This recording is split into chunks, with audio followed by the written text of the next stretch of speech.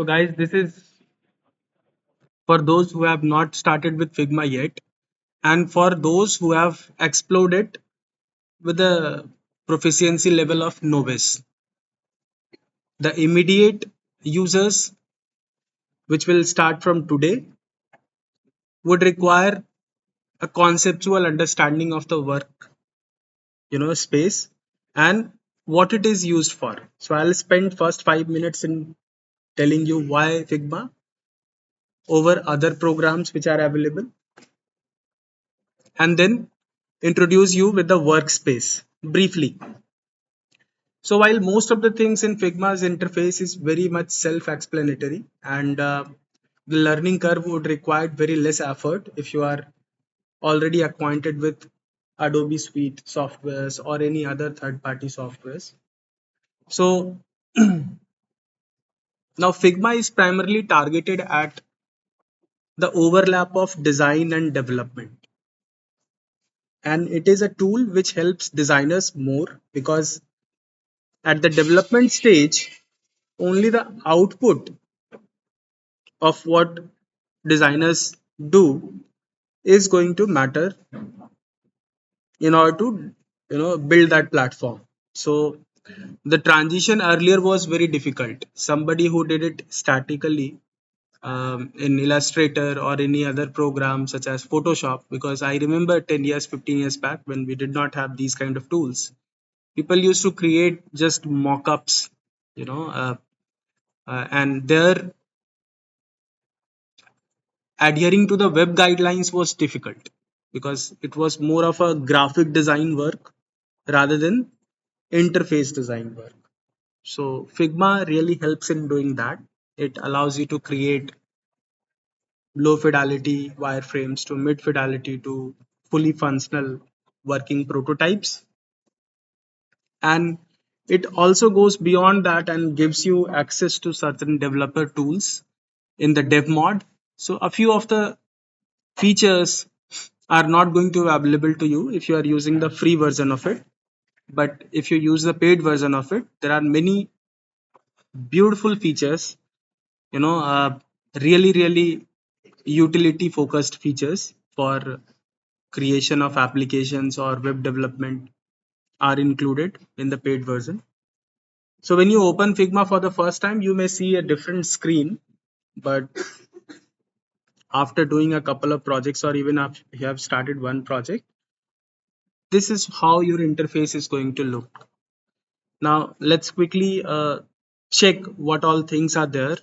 So on the left hand side, we have this panel which gives you access to most of the things available in Figma at document level, at global level. If you start with a project, on the right hand side, you will have a command panel which will give you contextual access to the properties of things selected within the interface. So we'll see that later on. First, let's click on this drop down, which gives me access to the account settings. And the very first option is the ability of setting up a theme. So either light mode or dark mode you can choose from. A lot of people nowadays choose dark mode. I prefer light mode. And then you also have system theme, which is happen to be the light mode in this case because my Windows is set for light mode. Then you have an option of creating a community profile. You can explore that on your own. That's not a difficult thing to find out. And you can see that I have couple of accounts linked with this, and I'm using a desktop version of the Figma. You can use the same in the browser itself.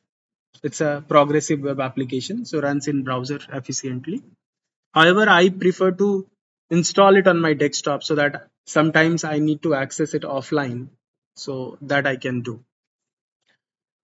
I have exhausted the quota in my previous account, so I have created another account. That's why you see two accounts there. You can create more accounts and connect it with your Gmail IDs. Then you have option of logging out all the accounts or just the selected ones. That's all which is there. Then you have a search bar which allows you to select from your projects, right? And Project means there can be multiple files within a project. The concept of project in Figma is pretty much same the way we have project in real life. So you can think of it like, let's say a project has financial aspect, a project has operational aspect, a project has some reporting mechanism, right? And then checking whether the solutions were efficient or not. So all those things together creates a project. When we work with our UX or UI project, similar is the situation. A project can have multiple files within it. So at the planning level, we may not go with Fixam design file, but rather, uh, you know, Figma design file, but rather Fixam file, which allows us to explore things, uh, collaborate within a team, and sort of do the whole UX process. And once that is done, we can start up with a Figma design file where we are creating prototypes. So we can have low fidelity, mid fidelity, high fidelity, and then separate user flows we can have, work task flows we can have. We can simulate all those things. Right now, what you see on the screen is there is one single team project. Now, because it's not a paid version, I am not allowed to create multiple projects. And that would be the ideal scenario. Here in one team project, I have multiple projects, just put in and I just somehow managing with it. Soon enough, I'll also switch the paid version. If you go inside the team project, you will find out on the right hand side, it gives you the quota so that you can be aware. I have exhausted the projects. I can have just one project. I can have 3 design files in it and 3 Fixam boards. So I already have 3 Fixam boards and one project, and just one design file is left. Actually, I had that design file, but I just deleted that.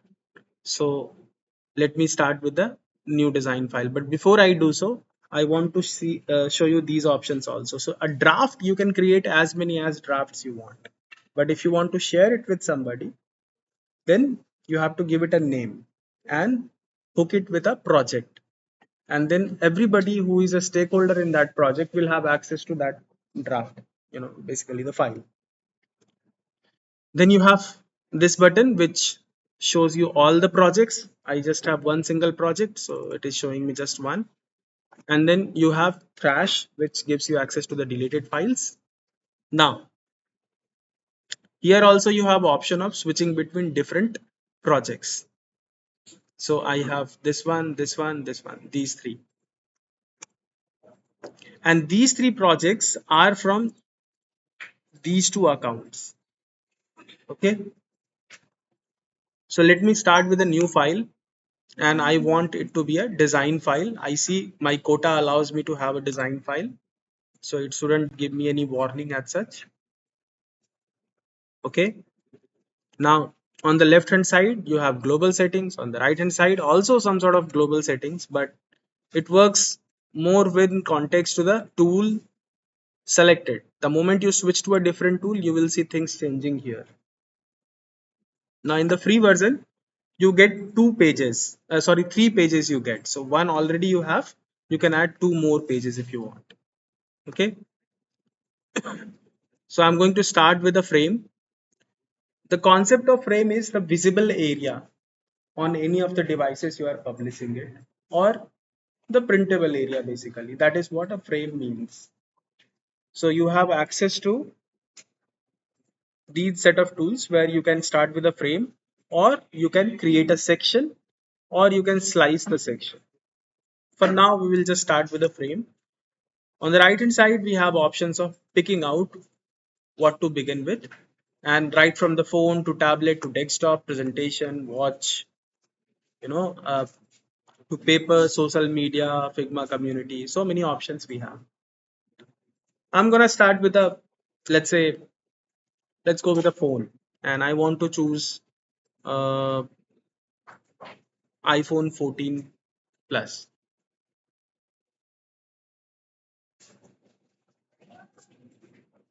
You can see in the layers, the frame is listed now. On the right hand side, we have so many settings to work around with. And there is this tiny toolbar. In earlier versions of Figma, you could find this toolbar here, but now it is here.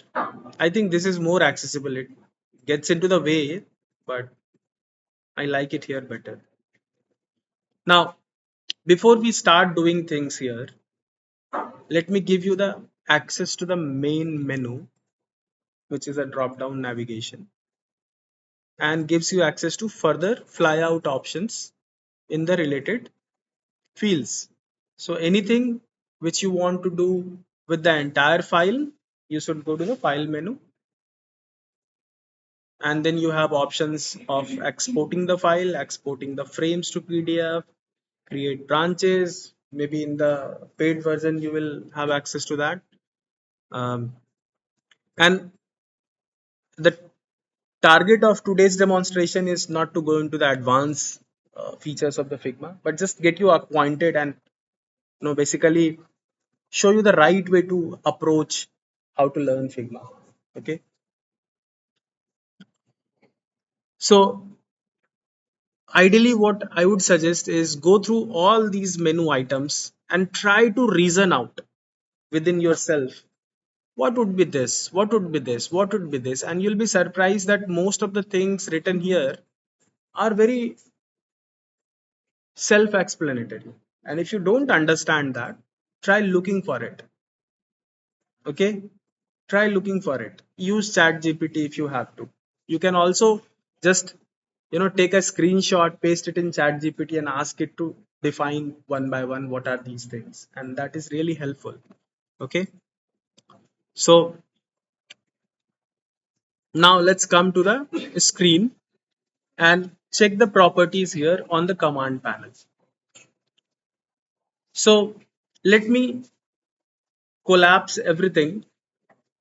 Okay, it's already, yeah, it's, so let's try to understand this, what it is. We have two mods here,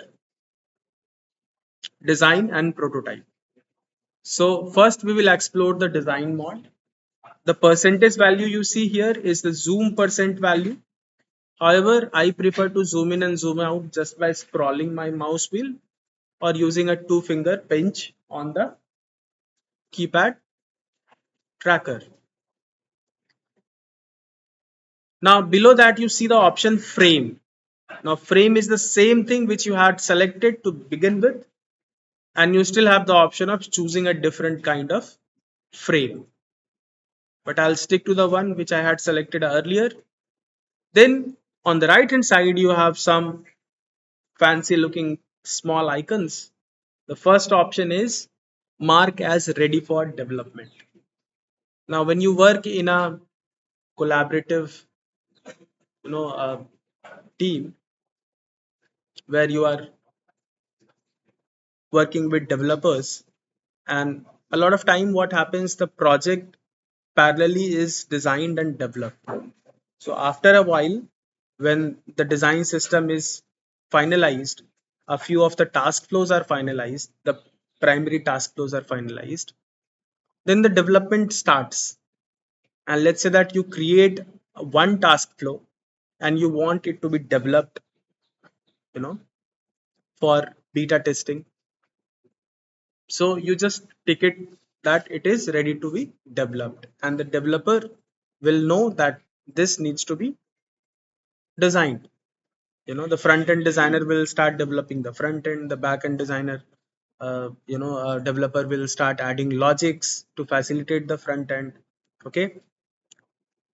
Now the second option here is creating the component. We can convert that into a component. So we'll learn more about components later. And then the third option is about use it as a mask. It's the same way how mask works in Illustrator, Photoshop, or any of the graphic design softwares. Then you have access to more options. Now here we have just three options available, the same options which were accessed by the icons available, because we have a frame selected. Let's deselect and then check. Now if nothing is selected, that means the entire file is selected, and in the entire file the particular page on which we are is selected. How do we know that? We know it by reading this. So every time something is selected, make sure that you read this first. So if I have a shape and I select that, it changes to rectangle, right? If I have a text layer, it says text. Okay.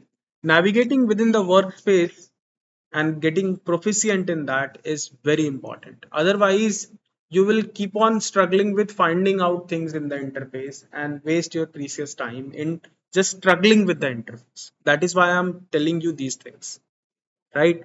If you methodically approach any interface, right, and build it into your intuition, then you can focus on the problems rather than navigating within the interface itself. Okay, so if nothing is selected, the whole page is selected, and the first property which you see of the page is the color of the background.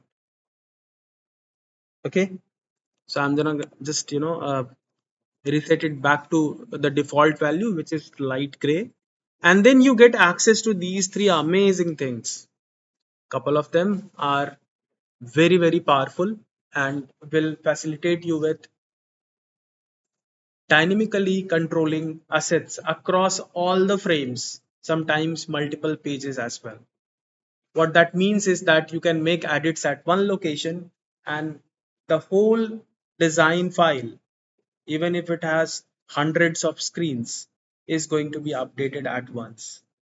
So that's the kind of feature we have here.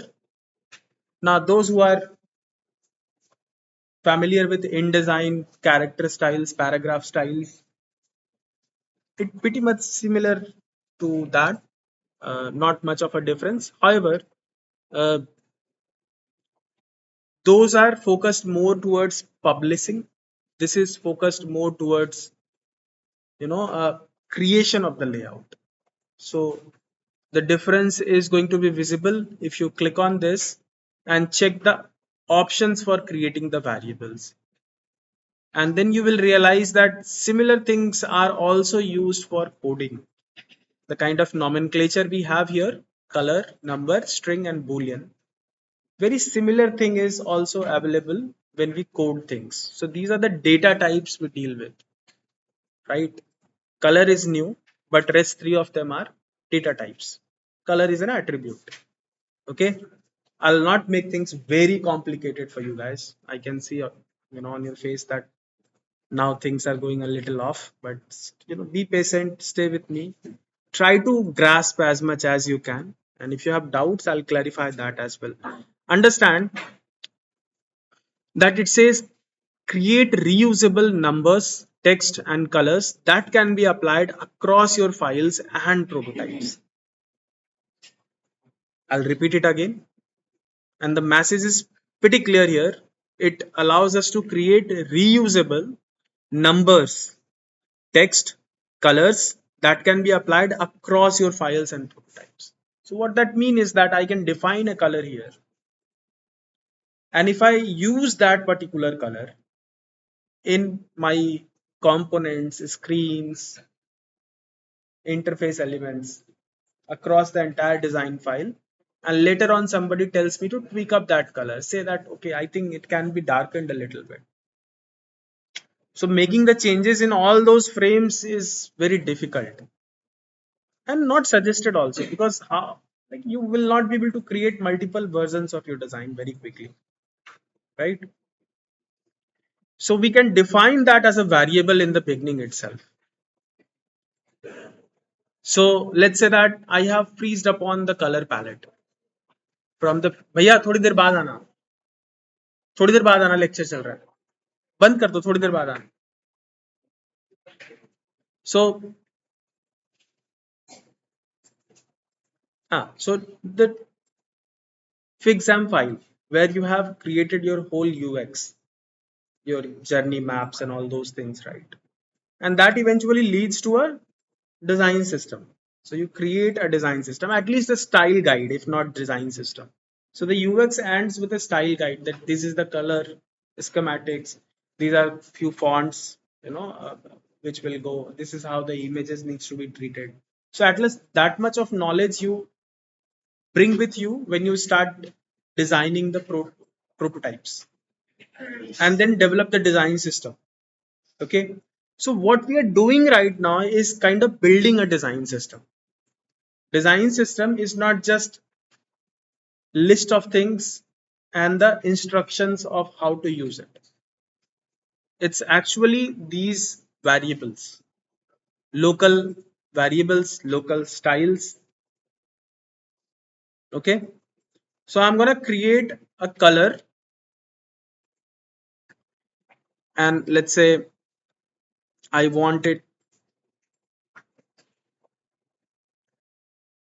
a light gray, and then click on this and give it a name, and I'll call it dull white. You can give it any name you want. And in the description, I'll say use it for section background. Okay. And then I also have access to the code syntax. Now, this is irrelevant for designers, but if you add a web code syntax, then while exporting the CSS, right? I'll not complicate it. Let's forget about it. So, so it makes it easier for developers to just refer the color by saying dull white, which is easier to remember than remembering the hex version of it. And naming the colors is a good idea. You know, it adds some character to it. So I have added a color. Let's quickly create another color variable, and let's go for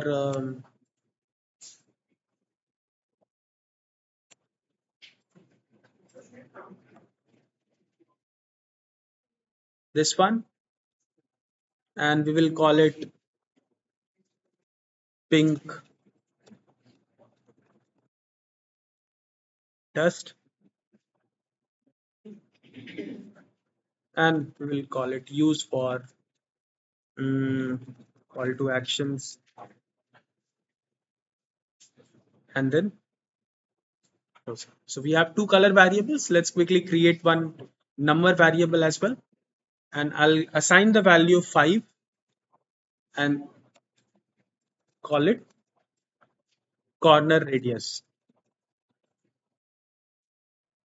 Use for call to actions. Okay.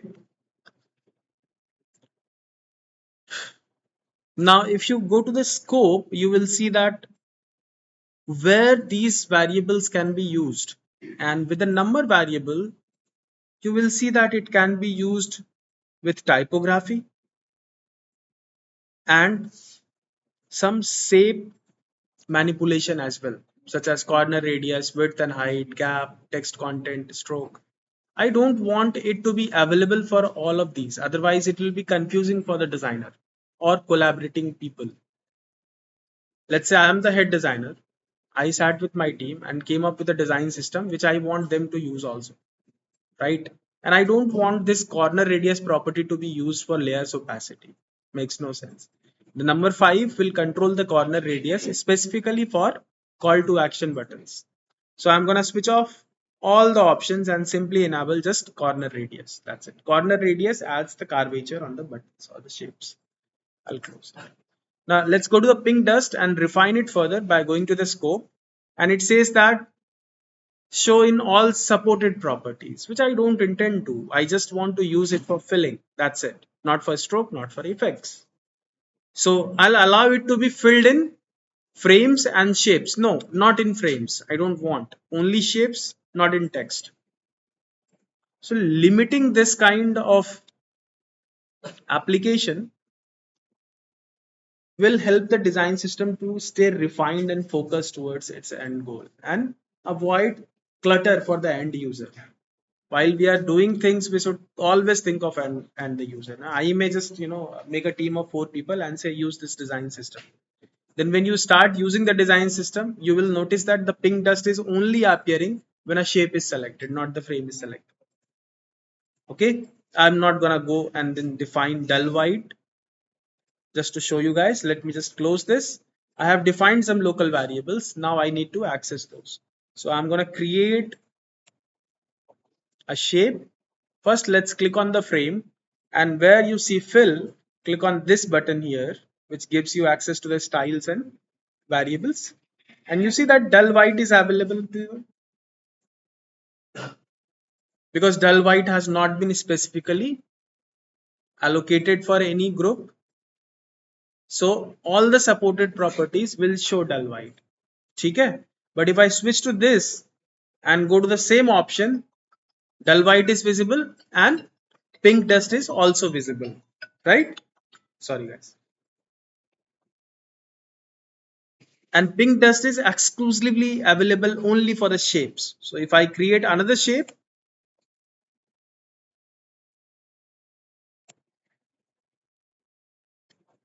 and let me create text also.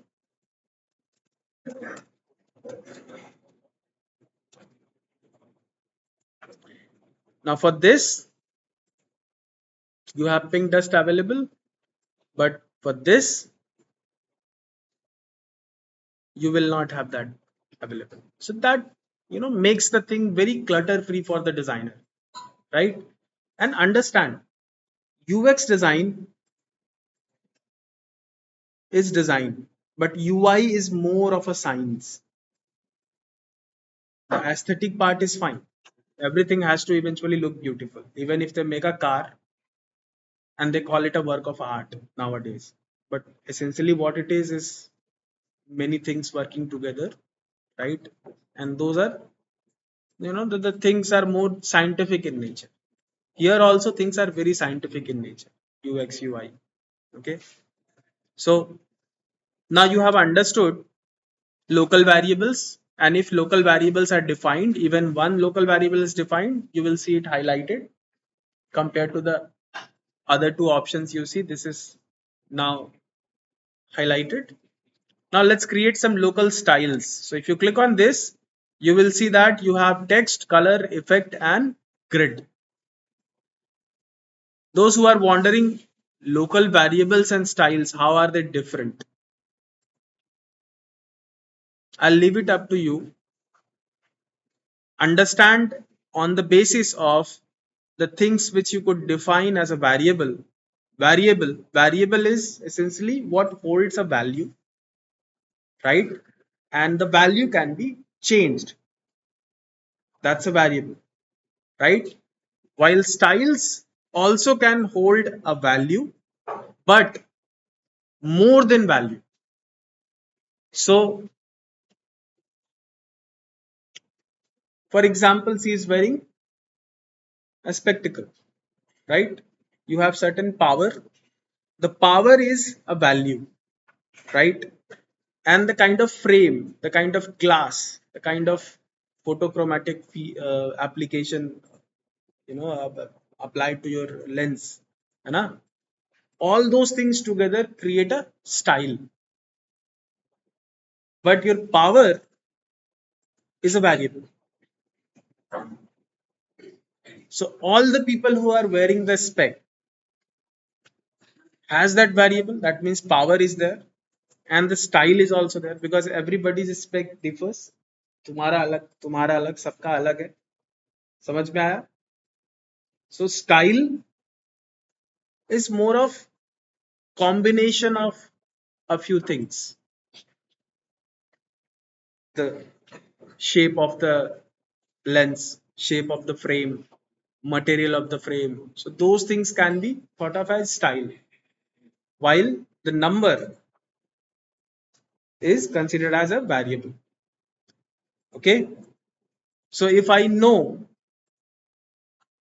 that out of this whole class, 5 people have same number in their spectacles for both the eyes, which is 0.5.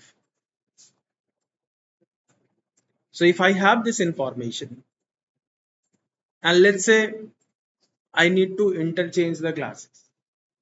So regardless of different styles, at least they can wear each other's glasses. Correct? And also in cases where let's say something happened, let's say my manufacturing of the lens went wrong, some calibration mismatch was there, and all the people who were served 0.05 power, something went wrong with that. So what I can do, I can straight away simply refer to that variable and ask for all those people to come back and then give us a day of time to fix them, right? So that's what variable is and how it is different than local styles. In the operations also you will see, while working with the files I'll show you. So in the style you see text, but here when you say text, we are not creating a variable but rather creating a style of the text. The style of the text can have the font, the weight of the font, the kerning, leading, tracking, the color of the font, all those things, underline, strike through, if those options are available in the formatting, as well as some paragraph formatting options also, whether it's going to be left aligned, right aligned, middle aligned, right? So let me just create one style real quick. I'm going to click on text and I'm going to call it biggest, the biggest text in the frame. Here I have access to, so I want it to be Roboto and I want it to be so many options from Roboto I have. So I'm gonna choose bold and I'm gonna go for about, let's say, um, 32 pixels. I can see the preview here, and then I have line height and letter spacing. So I'm going to go with the default values. If you click on this, you will have more options of case, vertical trim, list spacing, paragraph spacing. Then you have options of adding details, and then you have option of variables as well. Now this variable thing is when you are working with variable type. So, oh, this is a variable type text. That's good. So you can work with that as well. Now, you are aware what a variable type is, right?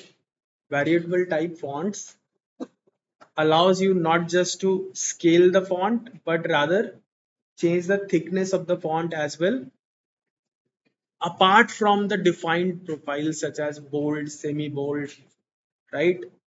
So it gives you access to integral increase in the width of the font. And that's a new thing. If you want to learn more about it, check it out on font.google.com. Go to their blog section, read for variable types. Okay. Can we make changes to same font when we have applied all the things to it, or we have to create another style to change it? No, you can see. I'll show the correction. So I have created this style. Fine. Now I come here and all I have to do is click on this icon and choose this. So after choosing this, all the styles which I had applied on it is going to get applied on this also. And now if you see here in the typography, what do I have? The local style. And if you hover on it, it will show you the biggest text in the frame, which description I had given earlier. And it has an option of breaking the link from that. If I make some changes to this, let's say I increase the size of it, the moment I increase the size, it automatically got detached. Okay? Then I also have an option of applying a variable. Now I have only access to one single mod, and that is why I am not be able to show you the full power of variables in the free version. But maybe someday, you know, or you can explore on your own. For now, I think this will be enough. One mod is fine.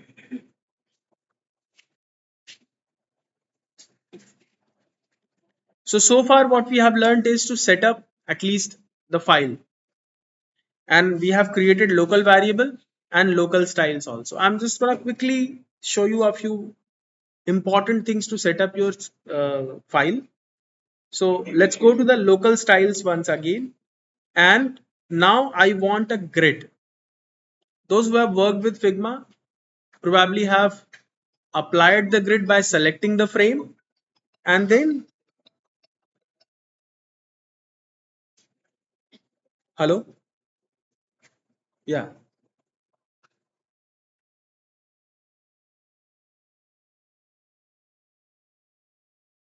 Mhm. Yeah, so let them visit. Let them visit. That's fine. Hello? Can't hear you. Hello? Can't. So, Tapan, I can't hear you. Hello?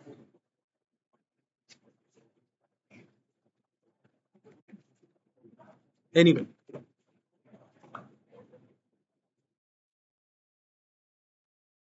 Yeah, so you probably would have selected the frame, scroll down at the end, and then found out this layout grid option, right?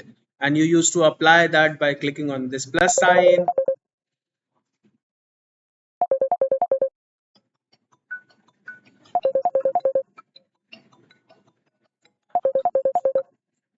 Hello?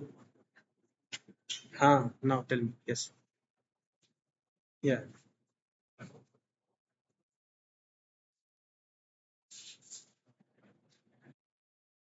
Okay. So, okay. Okay. Yeah. No, no, no, please, please explain them. Tell them that we have i9 14 FX series processors and 4070 Ti graphic card with very high resolution monitors. Also tell them about the server we are configuring. So we will be having Intel Xeon clubbed with 32 64 GB modules of the RAM, and we will be running NVIDIA DGX or Linux. So it's still work in progress, but we aim to use it for machine learning applications and generative AI primarily. That would be enough for them, I guess. Yeah. Okay. Yeah, thanks. Hmm. So, so this is how we used to add grids, and the grids can be converted into columns as well, right? Which is very important. And then you have column settings, gutter space, margin, width, color, right? So for creating the UI, this is a very essential step, keeping things aligned properly. Also for responsiveness, it is important that we break the content into multiple sections and sections into multiple columns. Another thing is that while the people scroll, right, if you keep the division of the columns same throughout, it becomes very monotonous for them. So usually it's a good idea to break it into multiple columns. So sometimes we break the section in two columns, sometimes we keep the one complete section, sometimes we break it in three, and that is how you have seen most of the applications work, whether in Amazon or even while browsing the internet, you will see the websites also tend to break the whole layout into sections and then further sections into columns. Now, the challenge with this method is that if you create another frame, the layout also remains uniform. However, this grid is different than this grid. So if I make the change into the columns, and let's say instead of 5, I want to go with 4 columns, the change happens only in reference to the frame selected. That's big problem, because imagine if you have done 100 of, or even 10, 15, and your mentor says ki, no, I think we should add little margin from this, little margin from that side. And obviously, the content also needs to be adjusted accordingly. However, a good approach would be to create a local style grid and then use it. So I can just call it a base grid and come here, choose columns. I think I should call it column. And then I'm planning to have a margin of 20 pixels and a gutter space of 20 pixels. And the count should be 4. And I want just 5% visibility. And then say create style. So the style got created. Now all I have to do is come here, scroll down and remove that local style and apply the base column. The beautiful part is that next time if I create a frame,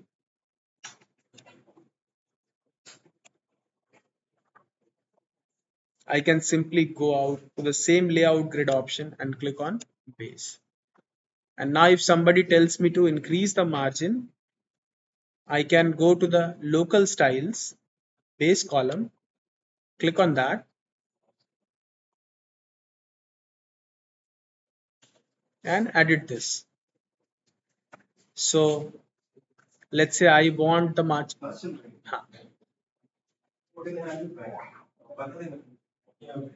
Okay. So if I add a margin of 30 pixels and hit enter, the margin is updated in all the frames. So that's the beauty of having local variables and local styles. You should also define colors as styles if needed. However, I would prefer the colors to be defined as variables. Now, let's quickly start building something up here. And I'll share the concept of components also. So far, what we have looked at is variables, styles, and now comes very important thing, components. The common elements of interface should be defined as components and also try to break it down to a level where you have access to the base units of the interface components. I'll explain what I said. If I have a place where I want to put icons which is supposed to be part of the main navigation, you should use a plugin for getting the icons. I'm just creating it for the demo. Usually I also don't create it. So I'm going to group this, go here and make it a little darker and add it here. For the logo, I'm going to put a circle here and make it slightly darker than the base.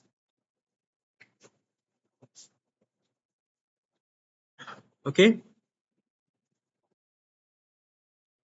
Now,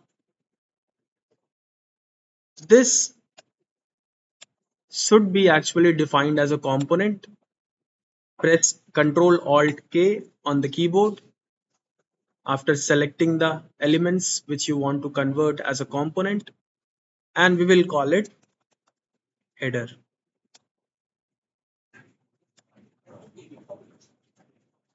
Now, wherever I wish to use this header, all I have to do is make a copy of it by holding Alt and dragging it on the frames I want to use it.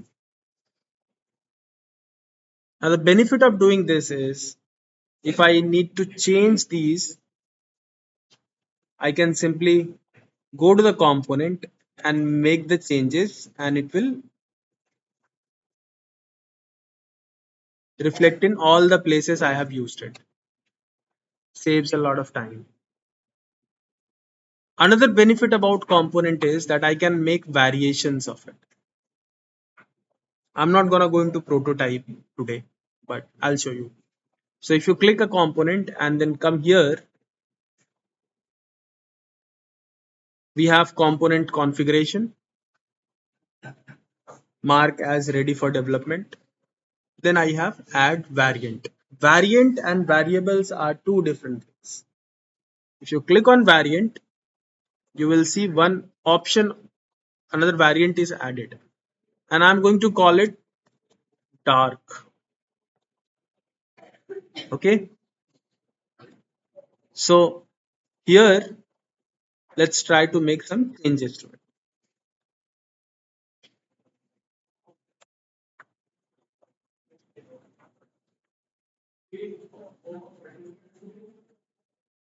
Now, if I'm working on the dark version also side by side, I can simply pull off.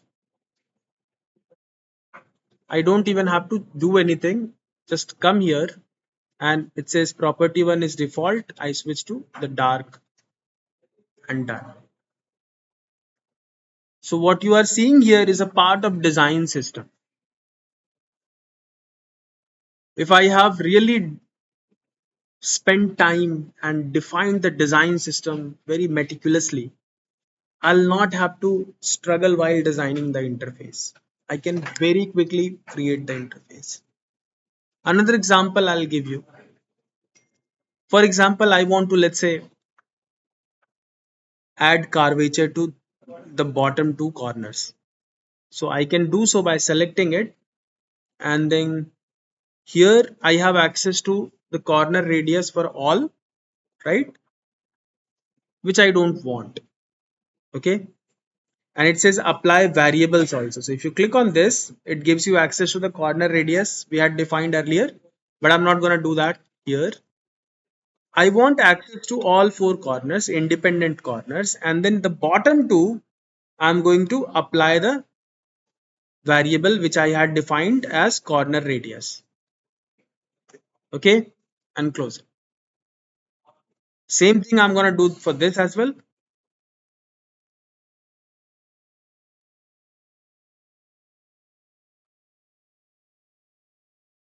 Now, the amazing part is that everywhere you had used it is done. Okay. Now, these two share the same variable, the number variable, which controls the corner radius. Correct. What if my client says that the corner radius, I want it more rounded? So what option do I have? Changing it here? No. I'll simply go to the local variables, and here instead of 5, I'll type 10, hit enter, and see the beautiful thing. It changed here, it changed here, here, everywhere you wanted, it got changed. Correct? Now rather than using the gray color of my choice, what would be the ideal thing to do? The gray I had defined as variable should be used, right? So let's try doing that. I'm going to control click on this and go to this, right? And then find out the dull white I had selected, right? Or pink dust. No, dull white. Let's pick that. Here also, no, obviously I had just created two colors, so that is why I'm stuck with these. But you could create as many as colors you wanted. And if I want it to be of a different color, I can go to again local variables, and I'll just zoom out to show you the changes I'm doing is going to reflect in all the places. Click on this and make it darker if you want. I want it darker. Done.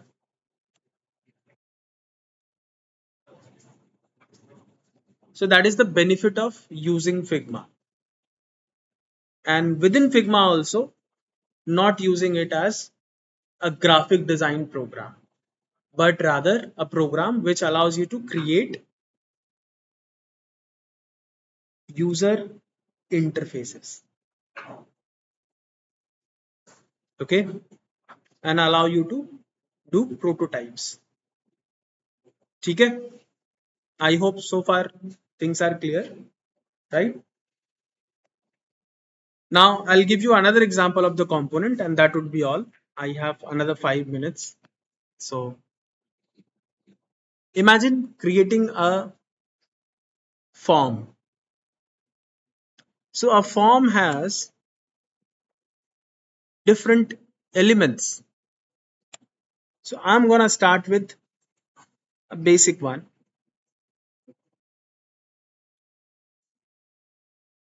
Input field. The input field needs to have a label also. So I'm gonna add a label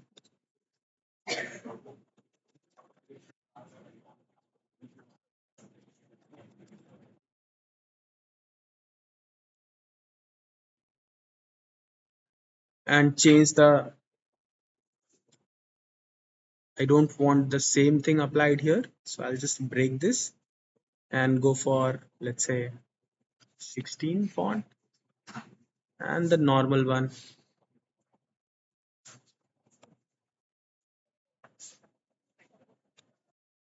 Okay, let's go with 20.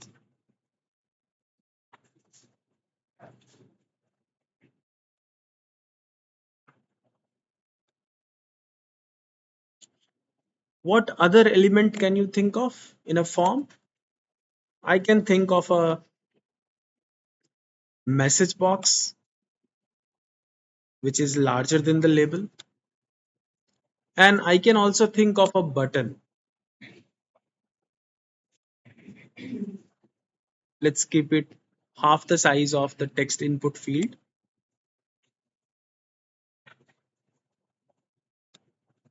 And we will write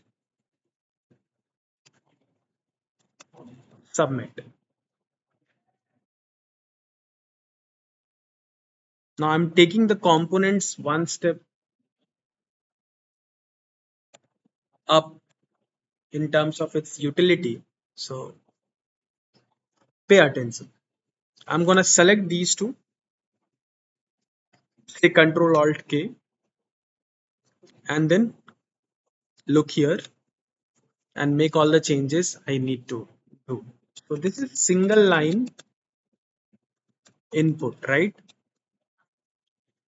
And it allows me to add a property also, which I'll not do for now. I would rather go to the text because this needs to be changed often. So control clicking on the text will give me access to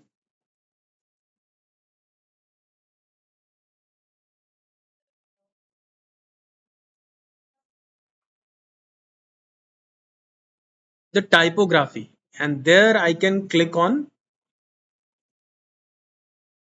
this button to create the text property. Let's click on this and we will create a text property. The value is label. I'll change the name to also label. Okay, and say create property. Now what that did is, if I select this component, in the properties I have this label with the value label. So if I use this, let me make a copy of it. All I have to do is come here and then change it to name. Done. You make as many as copies you want. Let's say I want this to be password, change to password, right? So let me just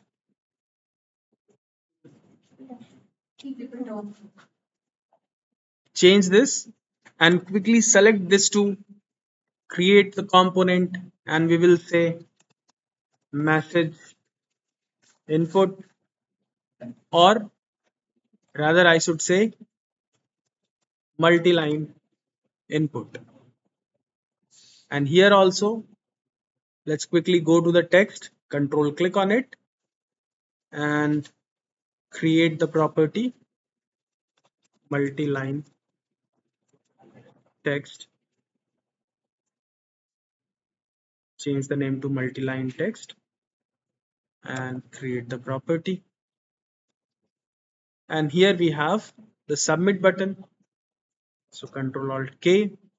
Now auto layout I'm not showing you today because when we change the text, let's say submit, I change it to something else. Ah, click here or read more. So the layout needs to be adjusted. So maybe someday else, just remind me, I'll show you auto layout and how to integrate auto layout while creating the components. Okay. So I'll call it submit. And here also I'm going to add a property. So control click on this and click on this. We will call it submit text, create a property. So I have these components ready to go, which will help me create any kind of form I want. I can similarly create checkboxes, drop downs, right, and keep it ready with me. And let's say if I quickly need to assemble a sign up form, so I'm gonna say sign up and here I'll choose the biggest, then make a copy of this one, make a duplicate of this one,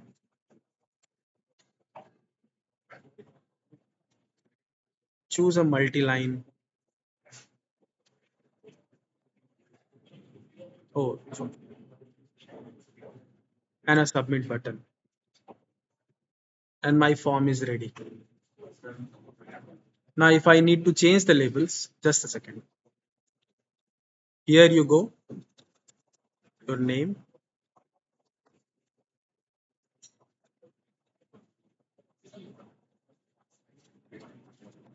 password,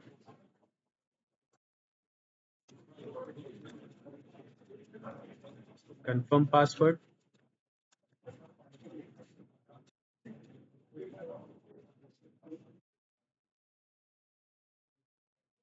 message,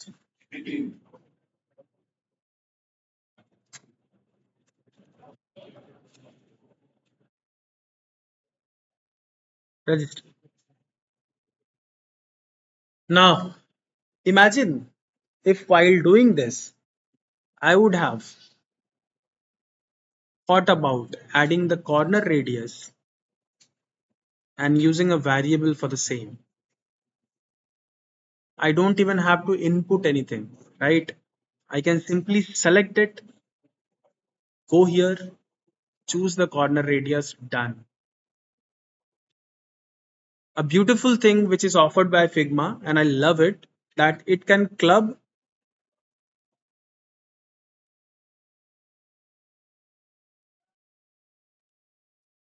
properties from multiple selections. So if I have two objects selected, it will fetch the common properties and give you access to both of them at once, such as selecting the colors, changing the corner radius. And you changed here, it happened here as well, right? So if I select this and if I define a variable, right? Let me just go quickly and define a local variable. Uh, hmm, no, not a variable, but a style because I am looking at effects. Now in this effects, I want inset shadow used for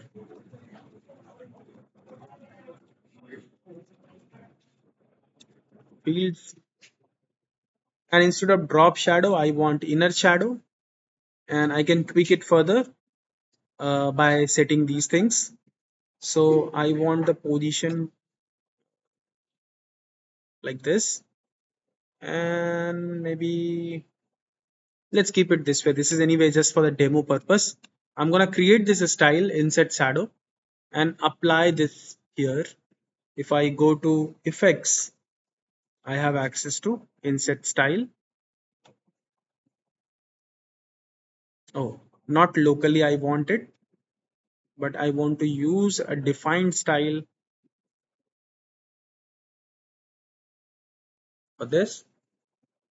And then very quickly you will have the sign up button ready with you. You can select all of it, group it together, place it anywhere you want.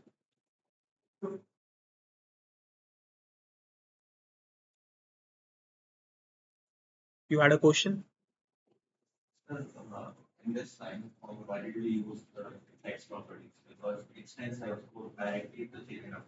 Same thing. Just make it a little easier. Matlab, if somebody else is working na, they will be able to see all the properties listed here. Because I'm changing the text. That's it. Because text was selected, you will go to the text properties only. आप direct भी कर सकते हो. You can simply make a copy of it. No, see minimizing steps. I'll tell you. Let's say that you copied it, right? Then you double click on it till the time it gets selected, and then you change the text, right? And then you come out. Now this process, one option you have, where if you select this component again, because I had defined the label already, the same thing happened here also. Absolutely no problem. But look at the number of steps you have done. And now if you just select it, all you have to do is come here and then change. So whichever method suits you better. I prefer it more.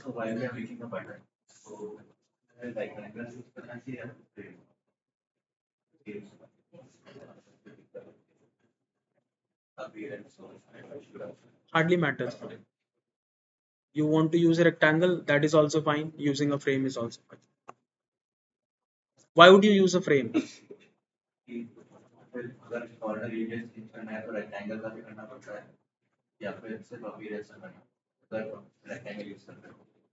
So rectangle he use किया है मैंने. Corner radius change करना है तो हो जाएगा.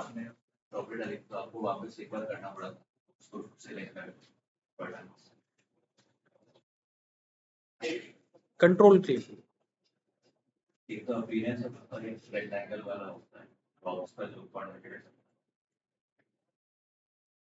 नहीं, सिर्फ एक बार बस कंट्रोल क्लिक किया, बॉक्स सेलेक्ट हो गया था.